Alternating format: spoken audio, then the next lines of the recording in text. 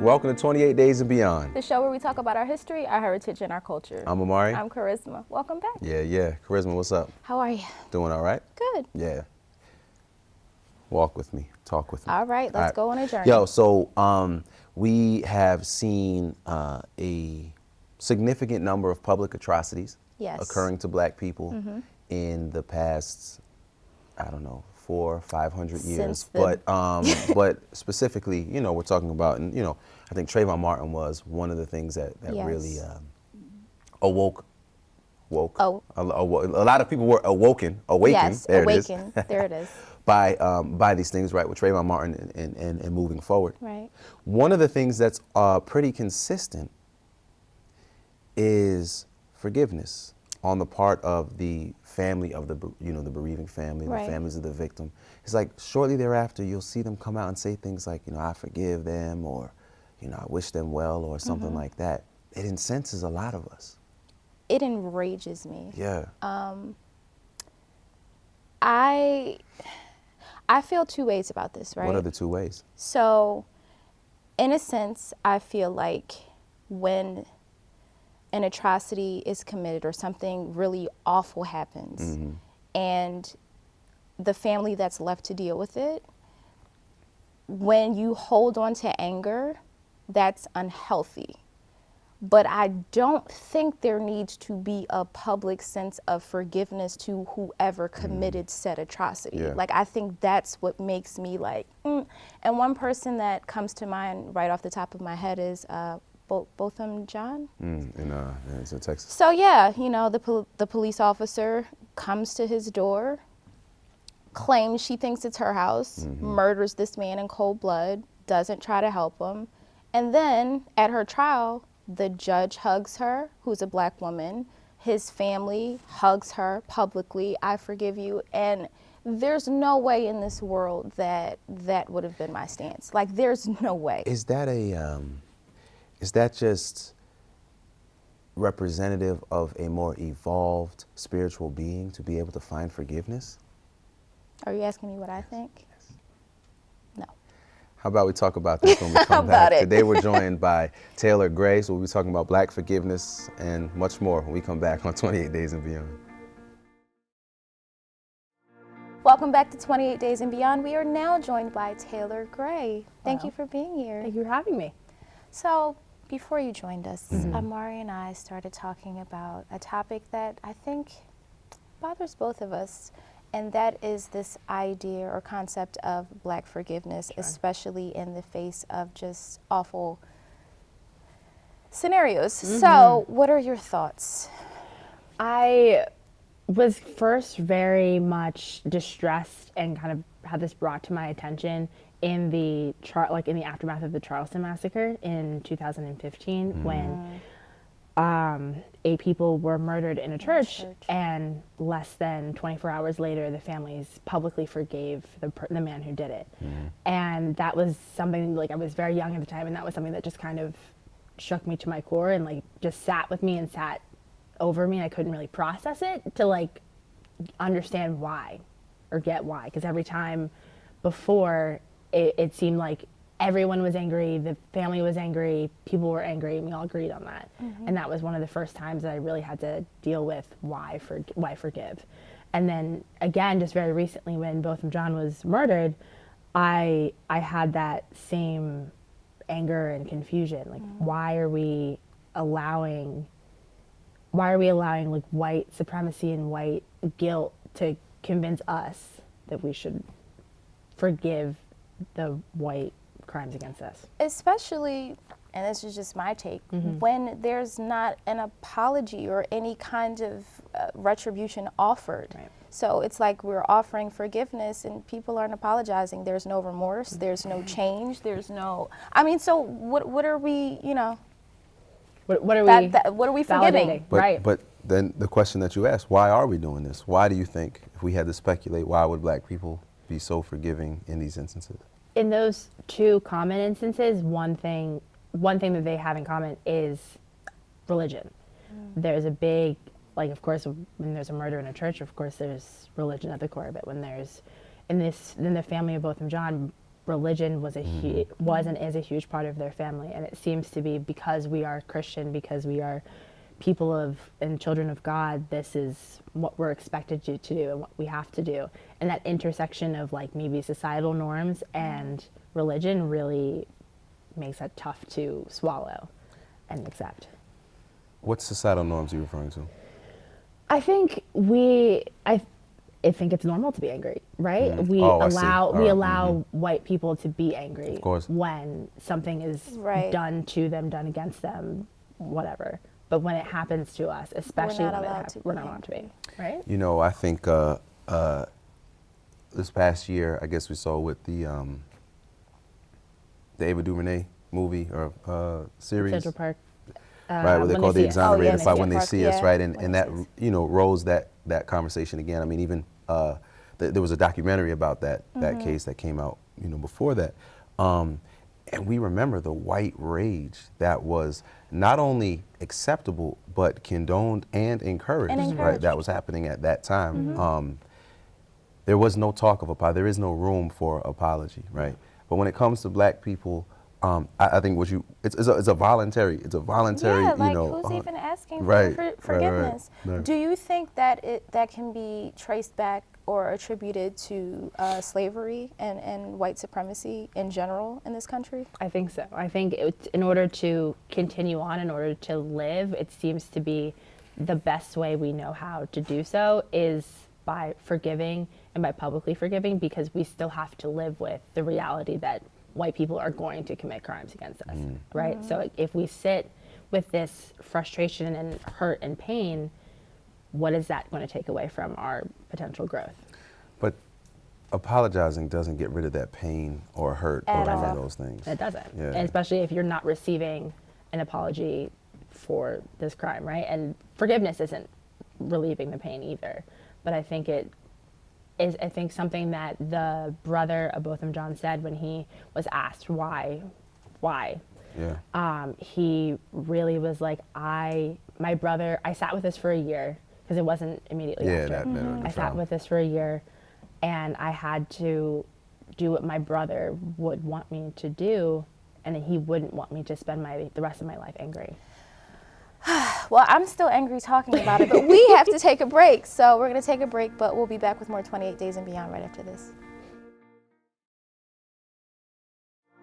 Welcome back to 28 Days and Beyond. We are still here with Taylor Gray. So before we took the break, you mentioned Botham Jean's brother and how he said that, you know, he sat with everything for a year and he thought, you know, this is not what my brother would want me to do.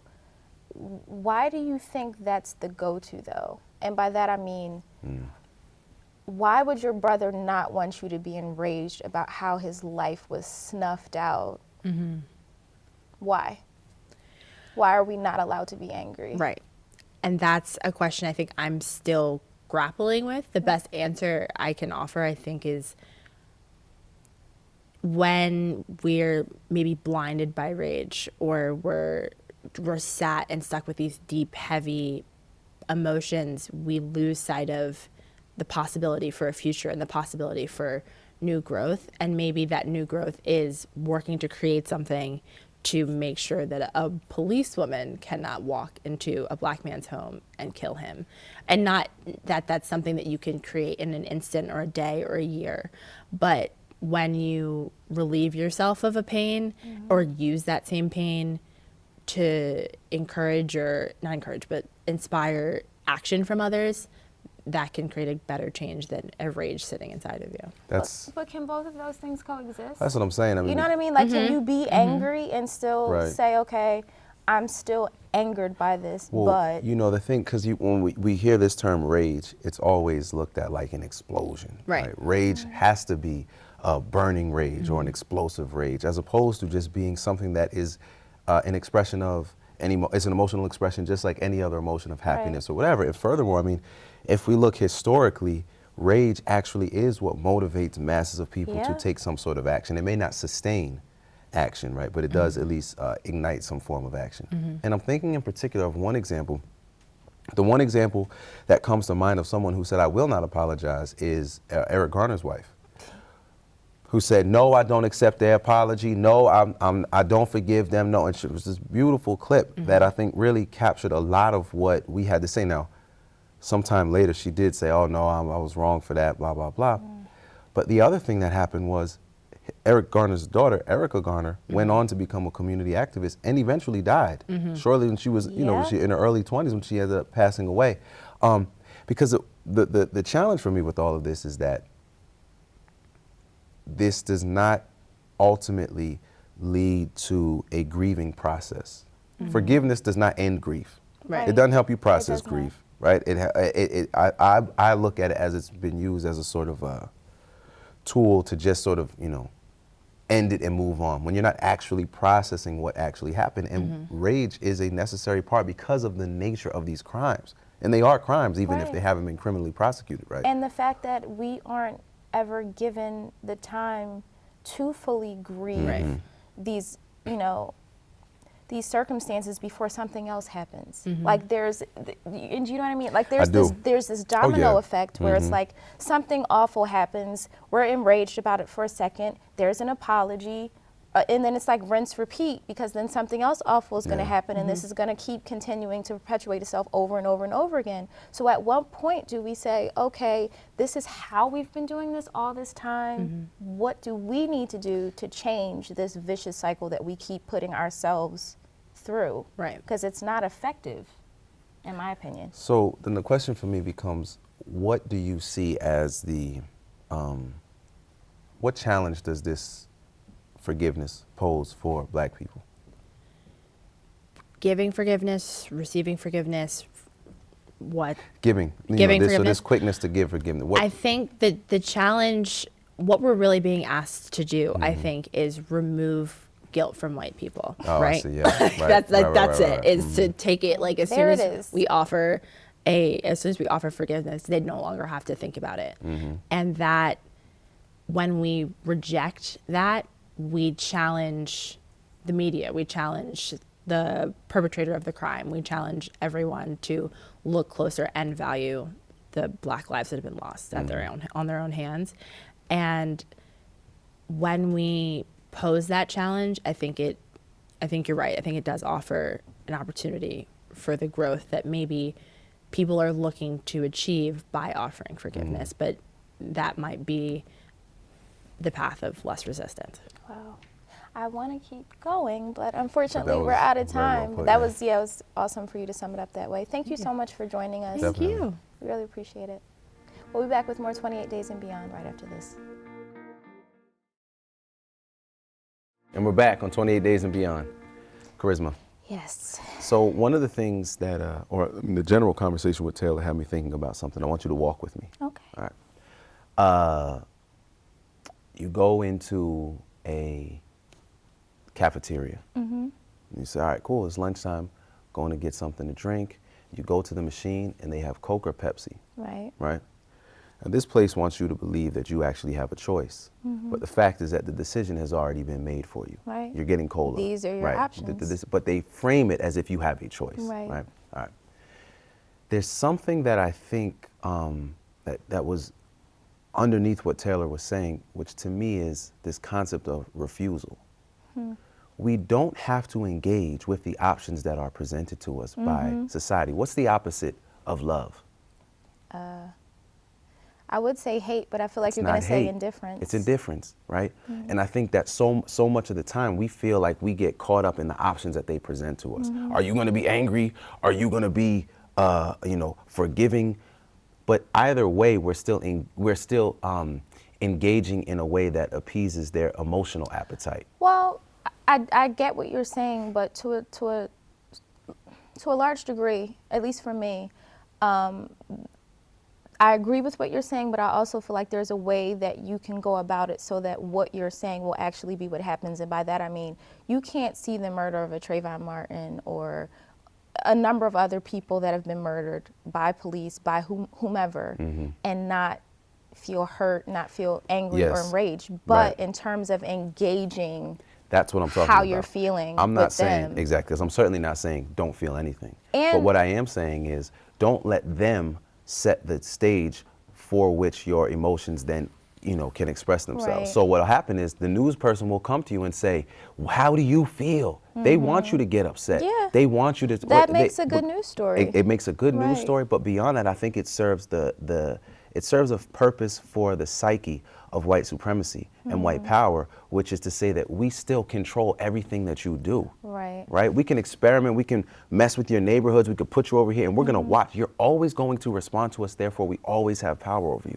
But refusal is something that pulls us out of the matrix altogether. Be like, yo, what do you, we're not talking to the media. And something else Taylor said that I thought was really important too was, when we react a certain way or when we offer forgiveness so quickly, it removes accountability or a sense white of guilt. guilt. And that happens often. And I've heard it happen the most, not even with these cases where people are being murdered, but more, when the conversation of slavery comes up. Yeah, It's like, without a doubt. well, my ancestors didn't own slaves. Right. Okay, Yeah. and we're not attributing all the atrocities of slavery to you or your ancestors, but it doesn't mean that we should stop talking about Right. things that have happened in an effort to move forward and figure out what happened here, how we can change it, because you feel some guilt about it. Like, that doesn't absolve you of all wrongdoings Of course. that happened. I think that the consistency with which these atrocities have happened, as we said earlier, over our entire time here in this country, to me would suggest that maybe we need to rethink our relationship to this entire situation. So instead of appealing to be accepted by this system, we just need to be like, all right, there have to be some other options. And I think refusal offers one of those options. Amari Rebel. You already know. This has been another episode of 28 Days and Beyond, Where we talk about our history, our heritage, and our culture. We'll see you next time.